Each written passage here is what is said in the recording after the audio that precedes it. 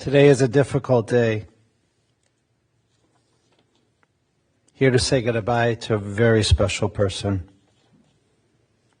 We gather to share words of praise, of honor, of thanks, of gratitude, as we recall with great affection a beloved wife, a beloved mother, a beloved grandmother, a beloved sister, a beloved aunt, a beloved cousin, and a beloved friend and best friend to so many of us, Jodi Marton. Begin our service by chanting Psalm 23 first in the Hebrew, and then we'll join together in the English of Psalm 23. Mizmor LeDavid, Adonai ro'i lo achzar binotesha yarbitzeni, al mei menuchot yenahaleni. Nafshi yeshovev yancheni b'magle tzedek leman shemo. Gam ke'elech b'geitz hamavet lo irara ki ata imadi. Shiftecha u'mishantecha heme yenachamuni. Tarok lefanai shochan neged sorarai. Tishanta v'shemen roshi kosirevaya. Achtov v'chesed yerdafuni kol yemei chaya. V'shapti b'beit Adonai le'orech yamim. Please join with me in the English. The Lord is my shepherd, I shall not want. He maketh me to lie down in green pastures. He leadeth me beside still waters. He restoreth my soul. He guideth me in straight paths for his name's sake. Yea, though I walk through the valley of the shadow of death, I fear no evil, for thou art with me. Thy rod and thy staff, they comfort me. Thou preparest a table before me in the presence of mine enemies. Thou hast anointed my head with oil. My cup runneth over. Surely goodness and mercy shall follow me all the days of my life, and I shall dwell in the house of the Lord forever. L'kol zaman ve'et, l'chol chefetz tachat hashamayim, et laledet ve'et lamut. A season is set for everything, a time for every experience under heaven, a time for planting and a time for reaping, a time for loving and a time for hating, a time for embracing and a time for refraining, a time for laughing and a time for weeping, a time for dancing and a time for wailing, a time for birthing and a time for dying. Jodi has departed from this world too young. And yet we know that Jodi is suffering no more. We know that she certainly had more to give, wanted nothing more than more time with her 4 boys, with her precious new little granddaughter, and with the love of her life, her true partner, Steve. But today, as we gather to remember such a special woman, we know that she fought incredibly hard, with such courage, against all odds. And we also know the loving care and dignity given to her every single day from Steve and her boys and her team.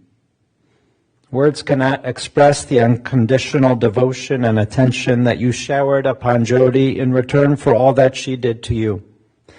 And we all know that you gave her so many more years, keeping her such a vital part of your family and a part of us.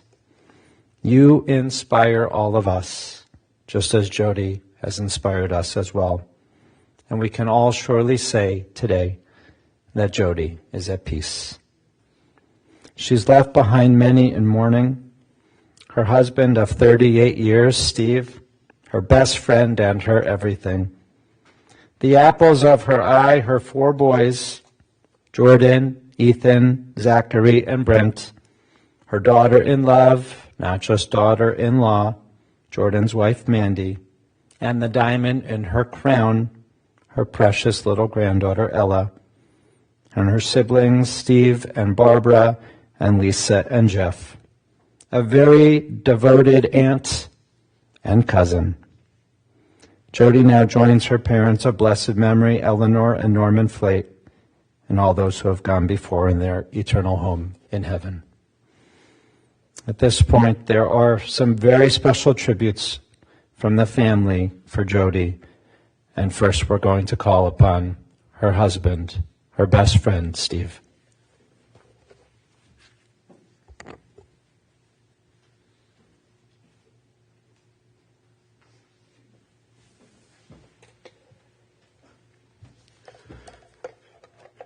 It's very hard to recap 39 years of being with Jodi in a few minutes. So bear with me and excuse any of my ramblings. If you're here today, you're a very lucky person. It means you had Jodi as your friend, and she was part of your life. She was the best friend any of us could have. She was selfless, generous, devoted, humble, caring, trustworthy, and basically just an angel. She made us all better people. I'm a dreamer. I always knew this day would come. But as I held her hand on Sunday afternoon, I truly believed she would turn to me, regain her voice and strength, and say, "Steve, let's pack up the car and grab the boys and go somewhere for a few days." Instead, I held her hand as she took her last breath, surrounded by our family. The last few days and minutes were unbearable as we watched her struggle to stay alive. There really are no words for me to say other than our entire family is heartbroken. But let's refocus. Jodi was the greatest. Jodi was my beautiful, loving wife, the loving mother of our boys, and my best friend since the day I met her. It was love at first sight. I met her at a bar. I used a stupid pickup line. I didn't drink and I didn't dance. I don't even know why I was there. But I met her because, as she would say, it was beschert, the Yiddish term for it was our destiny. And we really have never been away from each other's side since that day. We were so in tune to each other, I never even had to ask her to marry me. It just happened, and that's the truth. Jodi was blessed to see all our boys, Jordan, Ethan, Zachary, and Brent, grow up to be great young men. Plus with a daughter-in-law, Mandy, and a beautiful granddaughter, Ella. She loved seeing Zachary's girlfriend, Elaine, and Brent's girlfriend, Shelley. Jodi loved spending time with her brother, Steve, and his wife, Barb, and nieces, Hallie and Zoe. Jodi loved Disney. She loved Disneyland. She loved Mickey and Minnie Mouse. We must have every snow globe that Disney ever made. We even had Mickey and Minnie China, Mickey and Minnie pillows, Mickey and Minnie t-shirts, Mickey and Minnie book bags, and Mickey and Minnie blankets. Worked all the time. She was smart. She was artistic. She was organized. She loved to plan and design. She planned every single detail by herself for each of the boys' bar mitzvahs, including the invitations, the thank you cards, and the yarmulkes that we're all wearing today. Each of the boys are wearing their own bar mitzvah yarmulke. She designed both mine and her wedding rings. She built our house in Lyndhurst from the ground up and totally remodeled our current house without ever missing a beat. When we first got married, she helped me study for the CPA exam and would type all my resumes and application letters as I was trying to get my first job. I never told anybody, including the boys, till now. When Jodi was diagnosed with this terrible rare disease, she was told to expect to live 3 to 5 years, and that was a long shot. Jodi was a fighter. She beat the odds by staying with us 11 years. She truly was a hero to all of us. The last few years were very tough. Jodi couldn't really move anything in her body, and she couldn't talk. The boys were always able to come into our room and bring a smile to her face, generally with jokes about each other or me, and showing her pictures. They spent hours with her, somehow magically making her able to laugh, and laugh so loud it woke me up. Then asking her, "Mom, which of us is your favorite?" They all knew the answer. She had no favorite. As long as I've known Jodi, she never saw me without my mustache. She could barely move her head this last year, but in May I decided to shave it off. I went in the room, I showed it to her, and I said, "Jodi, do you like it?" And she shook her head violently and said no. I asked her if I should grow it back, and she shook her head emphatically, saying yes. Jodi's number one goal in life was to have a family. It was very hard at first. We found a great doctor, and we had a successful family. She sacrificed her body to accomplish that goal. She had 22 inseminations, 2 IVF procedures, 3 miscarriages, and 2 natural pregnancies, coupled with me giving her shots daily and some corrective surgeries, that the end result produced our 4 boys. She was so proud of our 4 boys that was the license plate on her car. It said "Our Boys." She loved them all and was so proud of them. Jodi loved chocolate. She would have a secret stash of Hershey Kisses or bars for Zachary, Brent, and her. Jodi and I agreed on most things except food and restaurants. If she liked it, I hated it. She would like a restaurant, then we'd have to go there 10 times in a row until we all got sick of it. I would always order the cheapest thing on the menu. She would say, "Steve, get what you want." And I would say, "Jodi, it just so happens the cheapest thing on the menu is what I want." One time we went to a restaurant and she had a coupon. I ordered something cheap and she said, "Get something better." So I ordered something expensive. The check came and she gave the server the coupon. Then we found out we were at the wrong restaurant.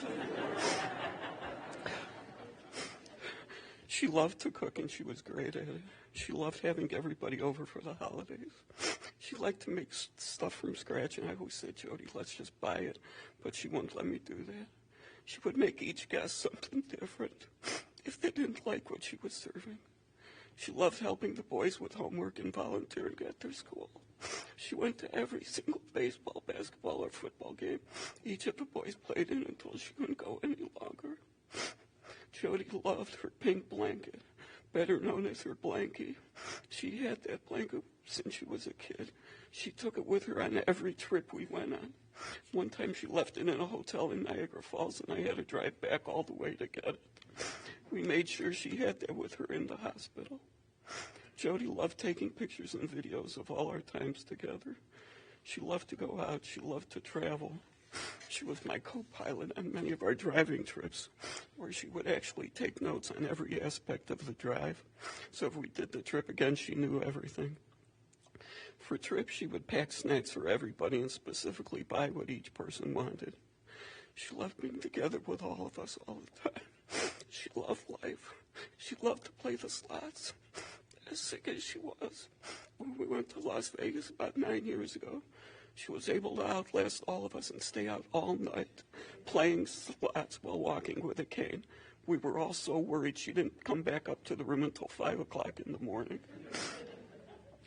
Back in Cleveland, she would make me wheel her from machine to machine, then tell me, "Steve, don't stand behind me and watch. You're giving me bad luck." I'm like, "Jodi, you're in a wheelchair. I have to be here." The last time we went to a casino, I gave her $100. She lost 80. She had $20 left. She said, "Cash it in." I said, "Jodi, you already lost 80. You might as well lose 100. Her very next spin, she won $3,000 and was so happy she started crying. Our first date was an Indians game. She acquired a love for sports. We were able to get her to Game 6 the year the Cavs won it all, and she was so happy to be with all of us. She would watch her go to all sporting events with us, and at times it seemed she loved sports more than us guys did. Zachary reminded me this week that Jodi watched the final round of the 2016 NFL draft and then called me to tell me that the Browns picked Scooby Wright with the final pick of the draft. Who does that? Only Jodi. While in her wheelchair, Jodi used to have me drive her and Brent to a restaurant to watch WWE pay-per-views. She loved having friends over for Ohio State football games and loved watching the Browns, Cavs, and Indians. Her last day was full of Guardians baseball and Ohio State football. Jodi loved movies. Her favorite movies were Fiddler on the Roof, The Notebook, Yentl, and Grease. She must have seen them 1,000 times. Each time I would make fun of her and say, "Jodi, it's going to be the same ending as the other 999 times you watched them." She loved buying the boys' stuff. I would tell her, "Jodi, they don't need it. They have 50 of them." She would say, "So now they have 51. She was so generous, always buying gifts for us and beautiful cards. She would spend hours trying to find the right card for each of us and hours focusing on just the right gift to get each one of us. Each gift had meaning. Today, as I get dressed, I went to put on my cufflinks that I haven't worn in years and realized that she had them specially designed for me. I put on my tie and I remembered she bought it for me in San Francisco. Our first anniversary, we told each other not to buy things for each other and we would just go out to dinner. She picked me up from work and gave me a present, and I was a little mad I didn't have one for her. I said, Jodi, I thought we made a deal, but that was Jodi, always thinking of everybody else. I could go on and on and on, but words can simply not express how great a human being Jodi was. Nobody has ever been able to say anything bad about her except drivers on the road that she had road rage with. Jodi wanted our family to always stay close, and we are and we will be. Me and the boys even slept in the same room for the last few nights. Until yesterday, I did not own burial plots, so I had to go to the cemetery to purchase them. As we toured the grounds, we went back to an area that I liked, and it had 2 available spots. As I told the guy, these are fine, Zachary pointed out that the name on the headstone next to where Jodi will be buried is Faye, which is my mother's name.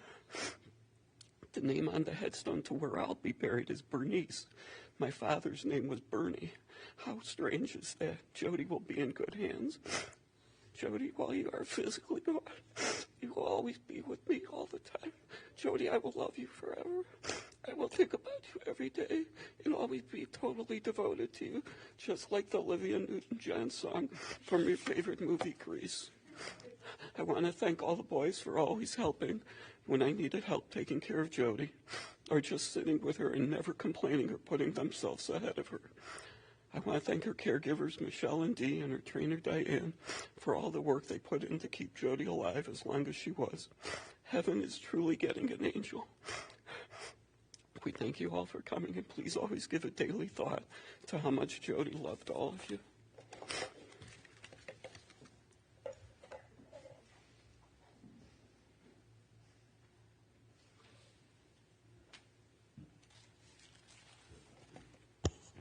And now we're going to hear from some of the boys. First, Ethan.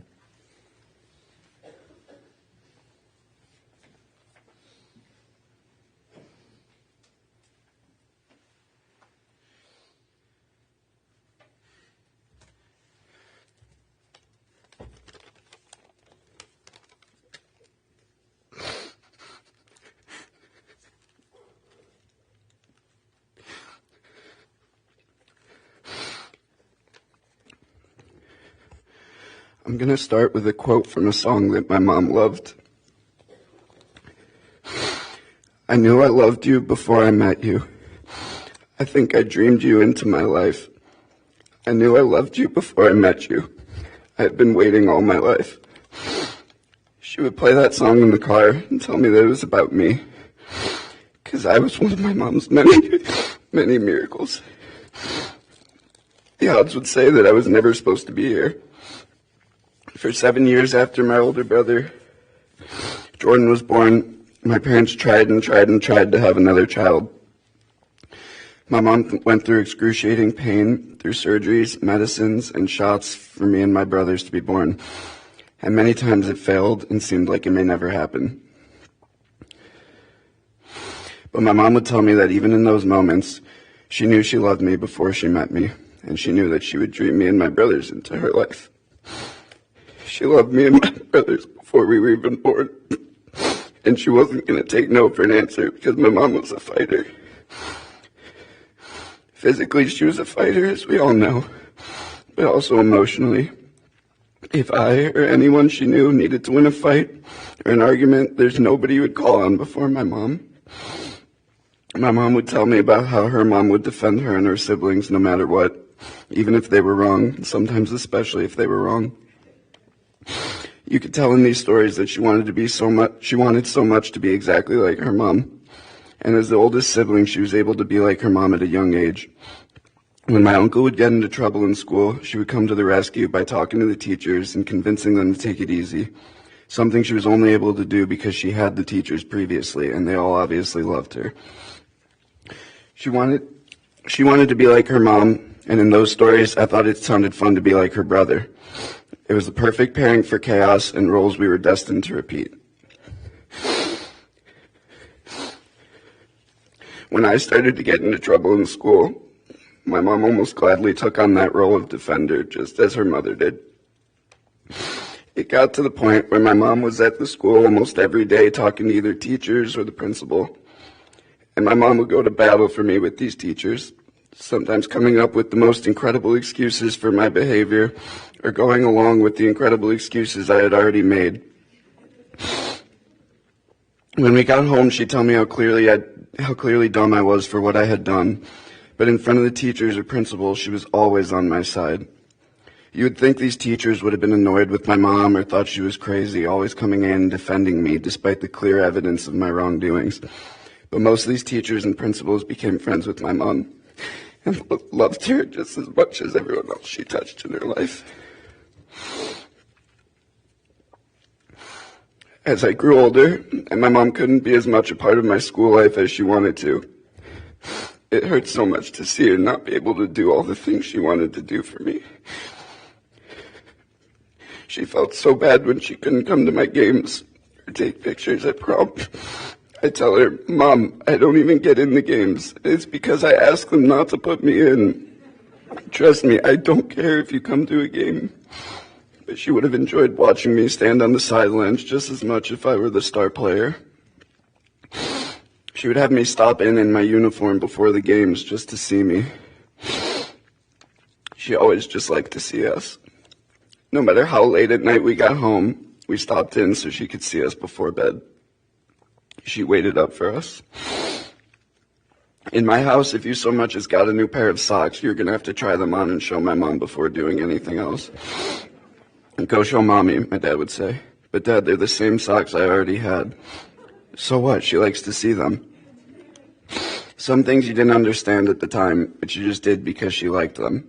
Like posing for endless pictures near things you don't even understand yet, or going to prom, taking the pictures. Going to prom, taking the pictures, just because you can see she's sad that you don't want to go.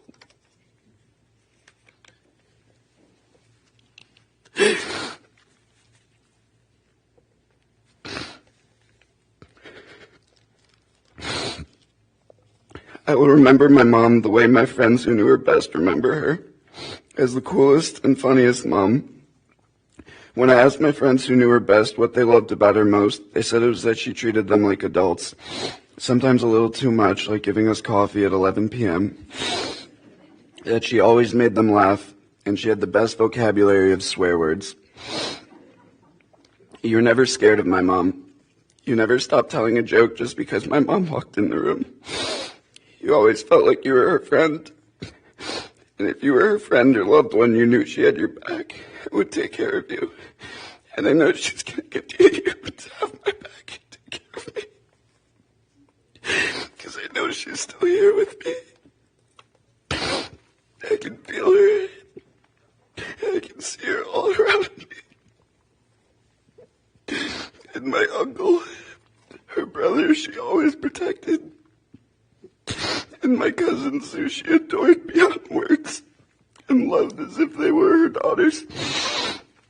And my brothers, her absolute world and miracles. And my dad and his never-ending love for her. And my perfect niece, Ella, who she would have just been obsessing over right now.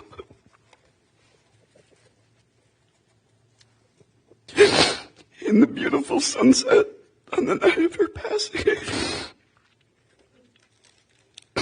And the thunderstorm that followed that night kept me up thinking about her.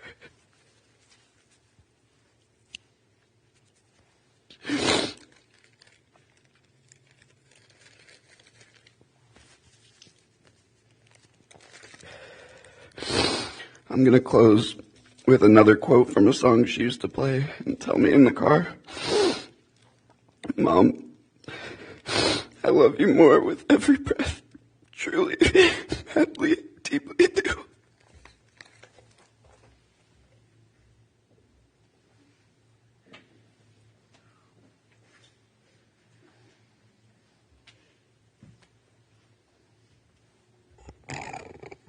Now we're following age order, Zachary.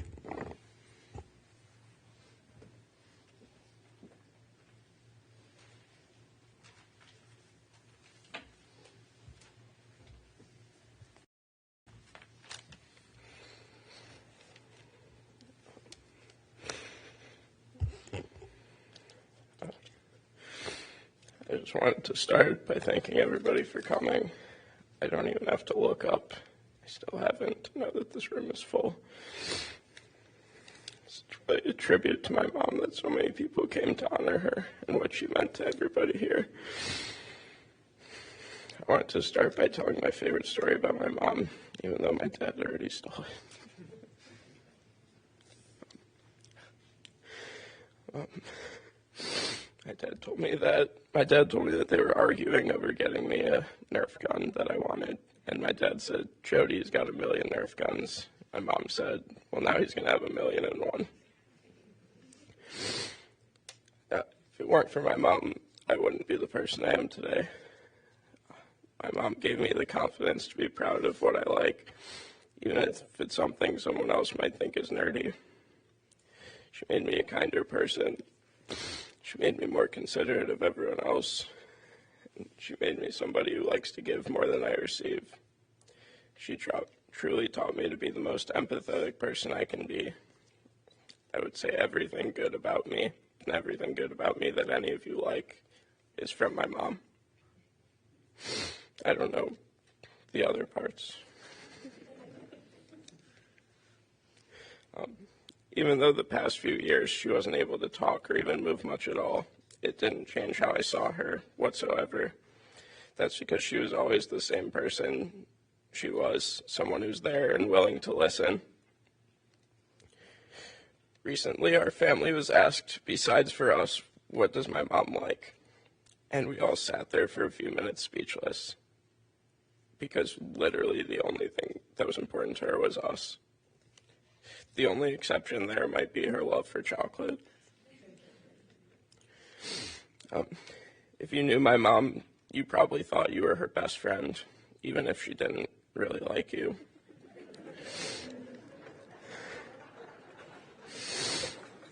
It's because she made every person feel like their discussions with her were the most important thing she could possibly hear. One thing all of us could learn from my mom was how to truly listen, because she was really the best listener of anyone, and all she wanted was to be there for anybody who wanted to talk to her, and everyone in this room for any ups or downs they had. The past few years have been very tough on my mom and family, but somehow we were always able to get her to laugh.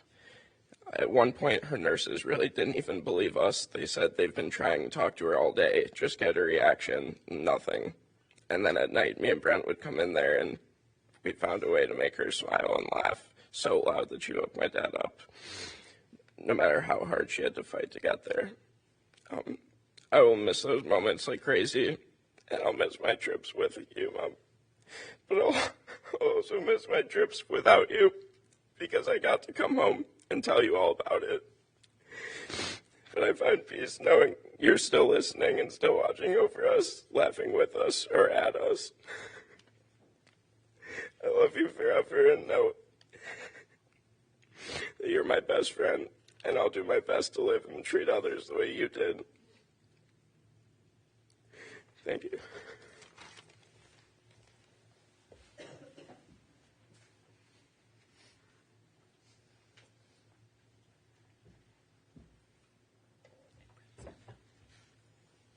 Now we'll hear from the youngest, Brent.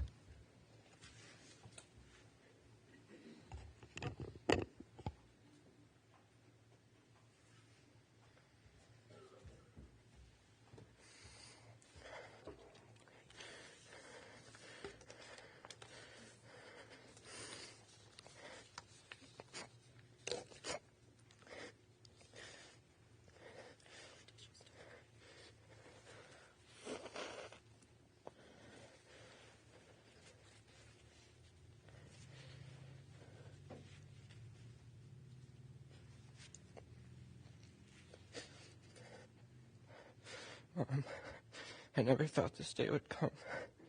You love many things. Sports, my curly hair, chocolate, specifically Hershey dropped, chicken pot pie, I know it's gross, and most importantly, your family. There was nothing we could ever do that could ever make you mad at us. If you were ever mad at us, it was for maybe 30 seconds. We, or at least I did, knew to never make you mad or upset at us. partially because I was scared of you, but also because I never wanted to make you upset. I remember the first time I got sent to the principal's office in 2nd grade. I did something stupid that a 2nd grader would do and had to talk with the principal. I remember like it was yesterday getting off the bus crying before I even got to the door because I knew how upset you were going to be with me. I walked up to the front door, and as I was about to knock, you opened the door. I walked in, immediately started crying, and gave you a big hug, and you just started laughing at me. I remember feeling so confused, but also relieved. If you guys ever wanted to watch a random Indians or Guardians game from like 2008, my mom made sure to tape a full 3-hour game we went to. She would film us, but mostly was focused on the game. She loves sports, almost more than me. She would stay up until who knows when, watching the Guardians in the 17th inning, travel with us to Toronto or anywhere to watch them. Her last few days she spent doing what she loved, spending time with us and watching sports. Saturday, it was 9 o'clock at night in the 8th inning. We said we would leave the hospital after the game. Of course, the game went to 15 innings and we won. Deep down, I know they were playing for her. The Browns. She hated the Browns so much. There was always so much excitement for the games, but always disappointment at the end. I remember going to the Browns-Steelers game around Christmas time. It was blizzard, it was snowing so bad. Dad and Ethan went to the Cavs game and we went to the Browns game. We obviously got killed, but we still had a great time with you in Charlotte because we were with you.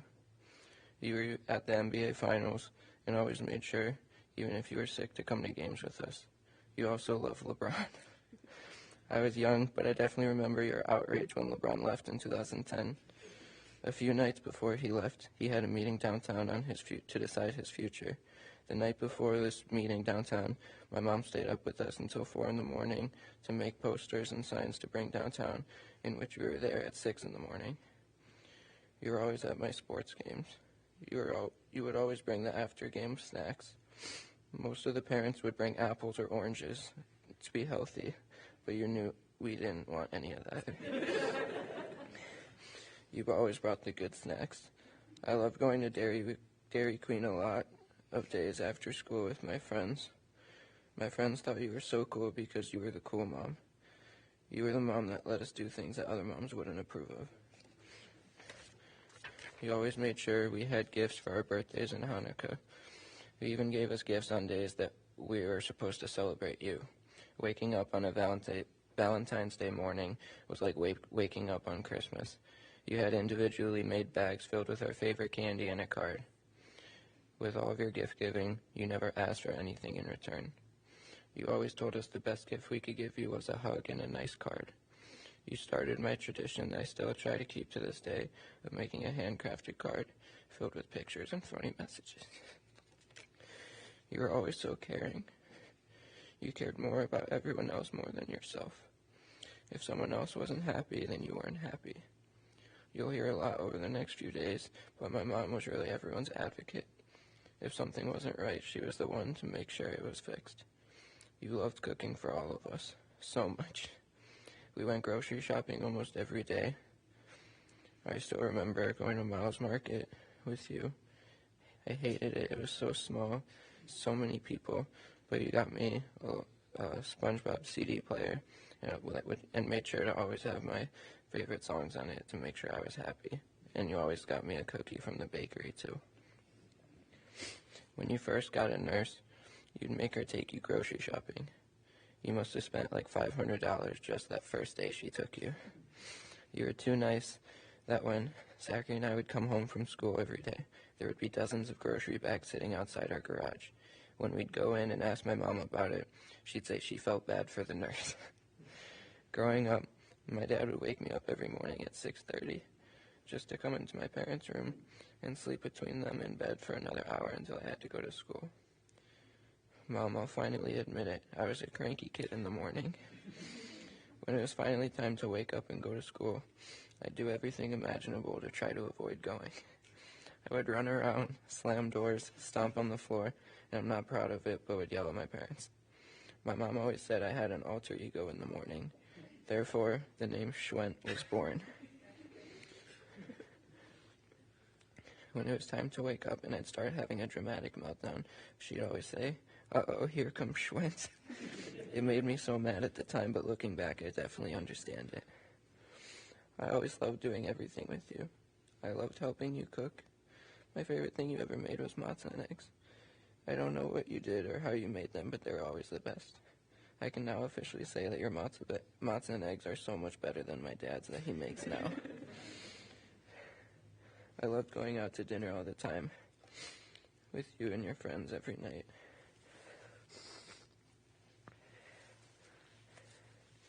My brothers would make fun of me and say I love spending time with old people, but really I just love spending time with you. Any chance I got, I would spend with you. I never went to camp in the summer because I couldn't even think about being away from you. I wouldn't like going to my friend's house because I just wanted my mom to be there with me. I know my dad already said something about this, but one of my favorite memories with my mom was watching wrestling with her. I always loved the WWE as a kid. My mom, being the person that she was, also loved the WWE. I still don't know if she loved watching it or just watching me watch it. I like to think she liked it somewhat, but anyways. There's a pay-per-view once a month on Sundays. It was $60 to watch it at home, but just $5 if we went to Fox and Hound to watch it. On Sunday nights, once a month at 8 p.m., my dad would drop my mom and I off, go get some work done, and come back at 11 to pick us up. Those 3 hours were some of the best memories I've ever had. Watching my mom in her wheelchair, supporting my love for WWE, and yelling at the TV with me and a bunch of older men was truly special.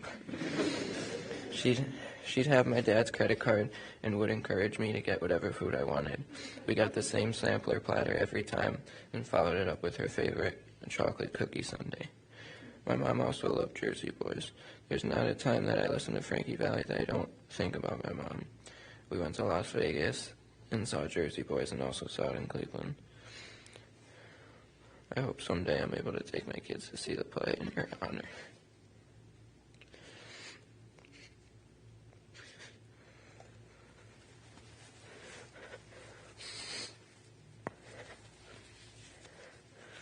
My mom and I had a very special but weird way of showing our love for each other. My old principal at Schechter, Mrs. Siegel, had a very big butt. My mom and I both knew it and would talk about it a lot. It wasn't weird, don't judge us. Every morning and night, before I went to school or went to sleep, we'd sit in the bed and stare at each other and tell the other how big we loved them. I love you bigger than Mrs. Siegel's butt. Will always be a memory I'll never forget. It never made sense to me, but all I knew was that it made us both laugh every time. The last few years have been very difficult. But one thing that has kept both me and Zachary going was making my mom laugh. We'd go down in her room at 1 a.m. and make her laugh.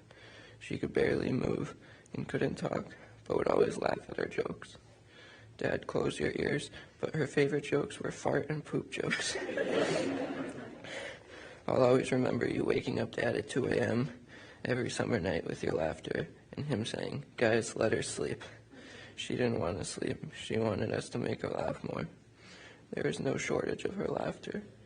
She couldn't talk, but she always made sure to figure out a way to connect with us.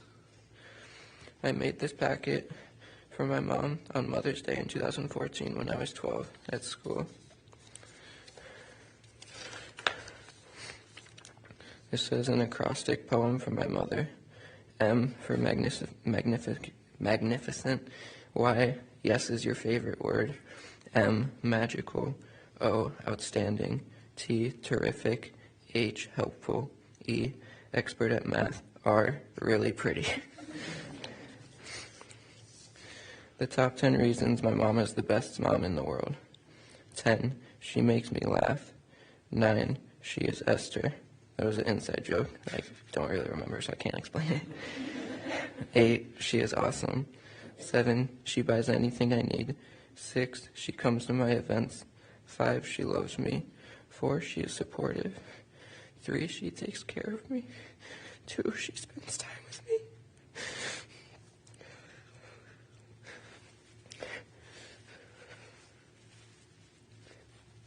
1, she brought me to the world. These are just a bunch of random sentences they made us write. My mother loves me best when we relax on the couch together. My mother looks pretty all the time. I like being with my mother most when she's with my dad because she is Esther. Again, I don't really get it. My favorite thing about my mother is when I'm down, she always, no matter what, brings me back up.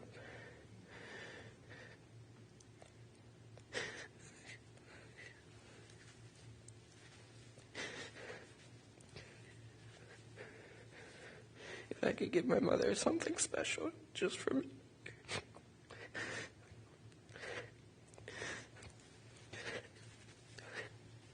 I would give her a pain-free life. I don't know what I'm going to do without you.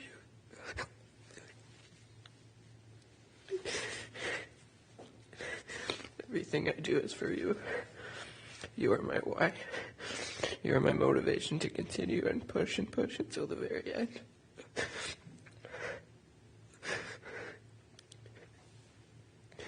Your bravery and courage is truly inspiring. I envy you for that.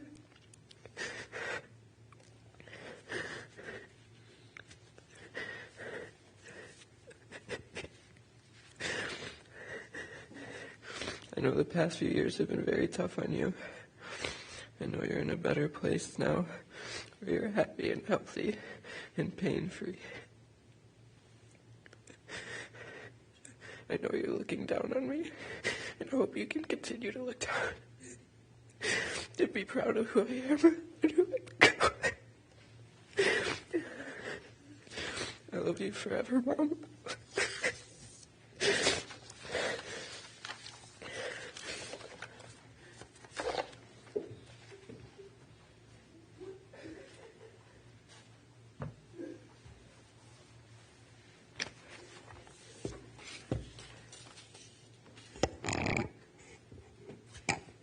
I'm also going to share some words from Jordan.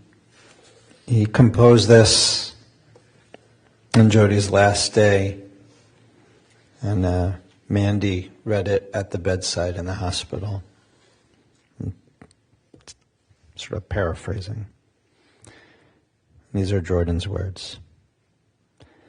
I know Mom won't be physically suffering anymore. She'll be with me in a different way. In me, inside me, and in my head, she is the Mom I remember.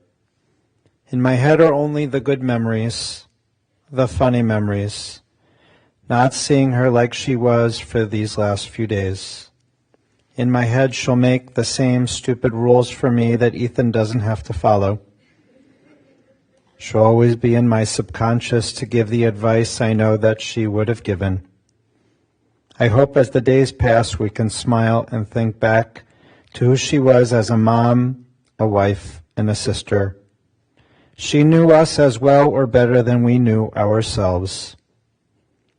I went on a cruise my senior year in college, and when Mandy and I came down the escalator at the airport arriving back from the trip, she kind of pulled me to the side and said, "About time, Jordan."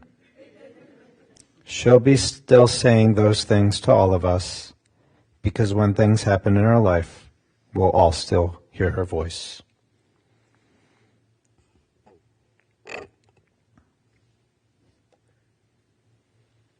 What else can we say? Everyone loved Jodi. She was a true mensch, a woman who had a heart of gold, always a smile, generous, trustworthy, and caring, just like her own mother in so many ways. She was everyone's sister, and to Jodi, everyone was family, everyone part of her best friends club. Selfless, never doing anything for recognition. She loved to share what she had with you, always sharing love and kindness upon you. She believed that she was put on this earth to give, to give, to give, to give more, and to help others. Everyone's advocate, always looking out for you. As you heard and you know, family was the number one thing. She fought for you in so many ways. You heard about her infertility journal, which was well documented on the news, in the newspaper, the lengths that she and Steve went to grow their family, which was both a miracle and an inspiration for so many other families who she counseled and advised. She was funny. In fact, she was hilarious with a great sense of humor. She kept joke books with ones that you wouldn't expect her to say. The most thoughtful person in the world and selfless. He actually told me chocolate was her personality trait. When we met to sit this, I always ask, how would you describe a person? You said funny first, and then you just said chocolate. She was chocolate. You told me you would even drive to Niagara Falls just to get chocolate. She was a talker. She could talk and talk and talk, but she also was a good listener. She would debate with Jordan years ago. When you'd call her, she would put you on speakerphone and then just listen. And even in later years, she could still, when she was no longer able to talk, she could talk to you with those blinks and those nods and those eyebrow raises. She listened so well. And she loved to laugh. Every story you tell would end with a laugh. She loved to throw parties, no matter the price, because Steve was paying for it. Always fantastic and beautiful, and no one wanted to leave. And she loved to dance. And everyone remembers at Brent's bar mitzvah, she was cutting up a rug, dancing in her wheelchair, just a day after leaving a hospital stay. A balabusta, you heard about it already, kitchen extraordinaire. When she cooked for 20 or 30 or 40, without any effort at all. Her matzo ball soup was legendary. She'd always have the boys help. They weren't exactly sure how peeling carrots was such a big help. Her brisket was the best. You heard about her matzah and eggs, which weren't just a Passover standard, but a standard throughout the year.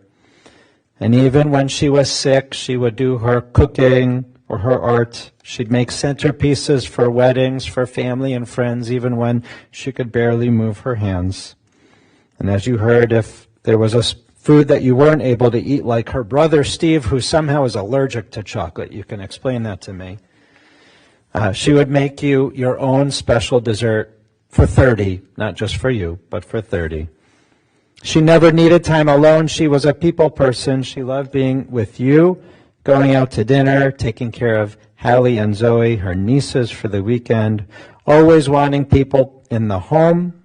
As you heard from the boys, summers weren't to send the kids to camp, it was to be together, to travel, to go to the mall, to Geauga Park, to go to your aunt's house, to eat probably every day a tomato.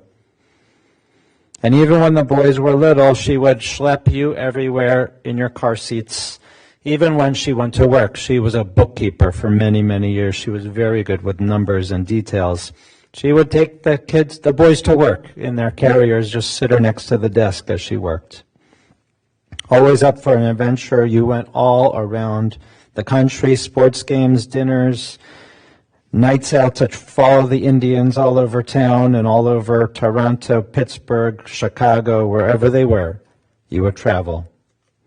In fact, Jodi actually had a bag. She always had a bag packed so that when Steve announced we're going, all she did was grab the bag, grab the boys, and they were gone. You heard how she was artistic, dedicated to community. At Grove Schechter, she always volunteered. She led the caring committee, which meant any school family that was in need, dealing with an illness, in crisis, in a shiva. It was Jodi who coordinated all the things necessary to care for those families in need.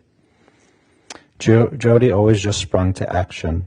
She was in charge of the Mishloach Manot program, those baskets that went to the entire school to shower candy and chocolate and love to all members of the community.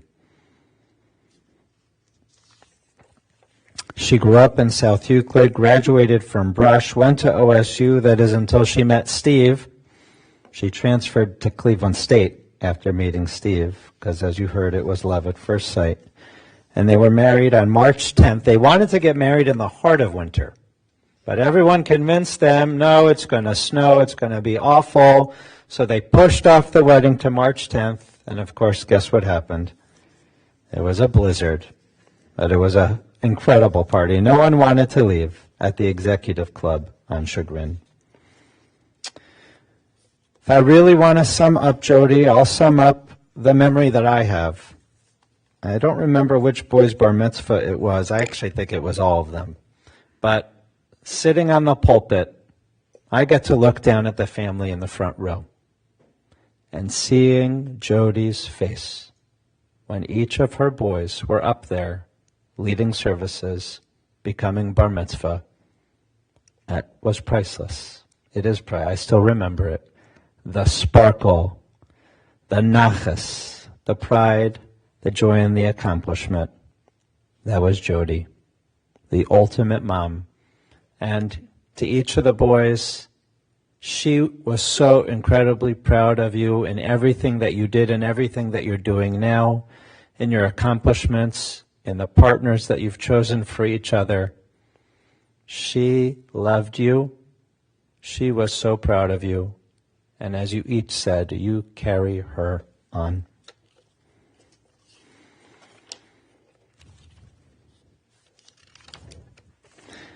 We know Steve was truly Jodi's guardian angel as this terrible disease took its toll over the course of 11 years. She didn't give up, and neither did any of you.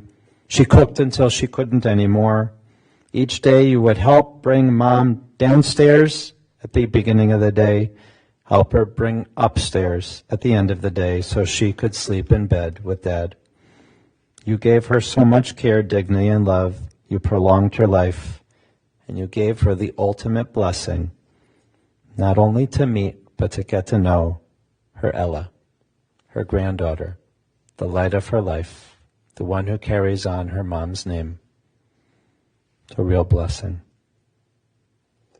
As we're only a week away from Rosh Hashanah and our high holidays, this is the time when we are supposed to look inside of ourselves and recommit ourselves to living by the highest ideals. All we have to do is look at this family. These are the highest ideals that we should all follow, each one an inspiration in their own way. May we learn from you, and may we carry Jodi's memory, her name, her kindness, her smile, her chocolate, her everything. Carry that on, and in that way, we will all be better, and she'll still teach us. May we always hold Jodi in our hearts. May her name only bring blessings. Tehi Zichrono Baruch, and we say, Amen. We'll rise now. Cantor Rosenbaum will lead us in the El Male, the memorial prayer.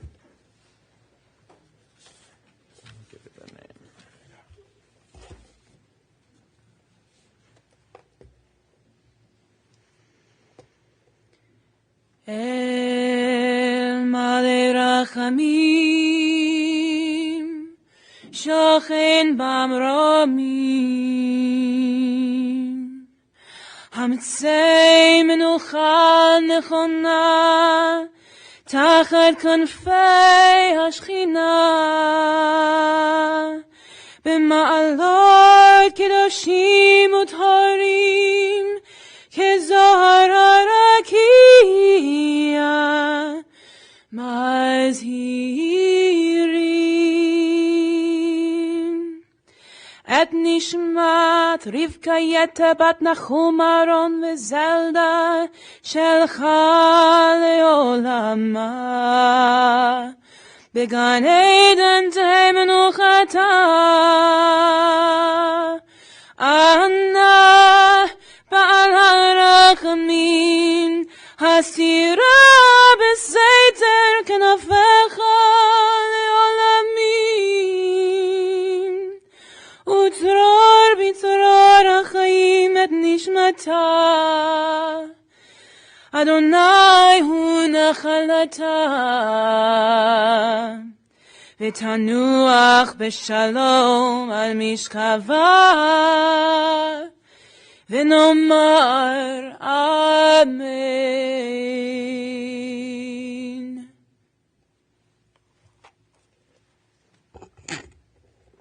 El Mai Rachamim, compassionate God, grant infinite rest in your sheltering presence among the holy and pure to the soul of our beloved Rivka, Jodi Marton, who has gone to her eternal home. Merciful One, we ask her to love one, find perfect peace in your eternal embrace. May she merit the reward for living life the right way, with kindness, righteousness, and love. May her soul be bound up in the bond of life. May she rest in peace. And we say, Amen. We can be seated.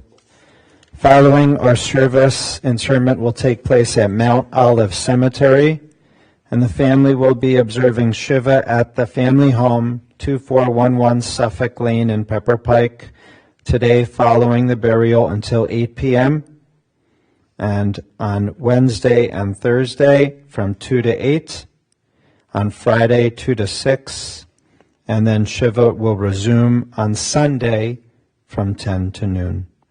Those who wish may contribute to Pals in Motion in memory of Jodi.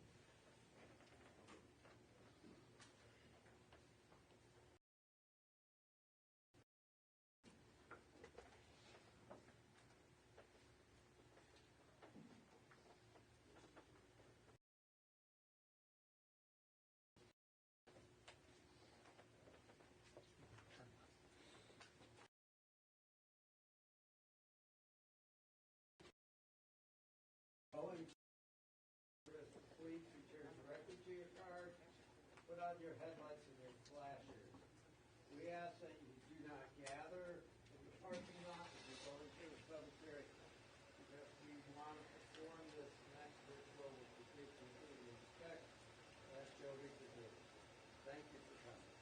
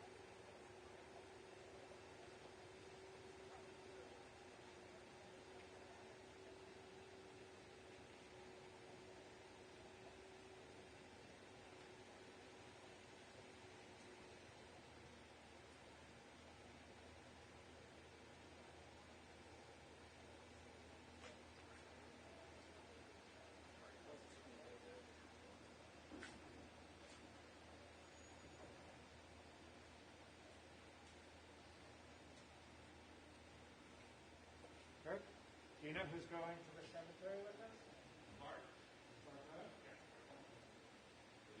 Yeah, I haven't seen him yet. He wanted to add this to the casket. Okay. I'll hold it. So, make sure it gets in.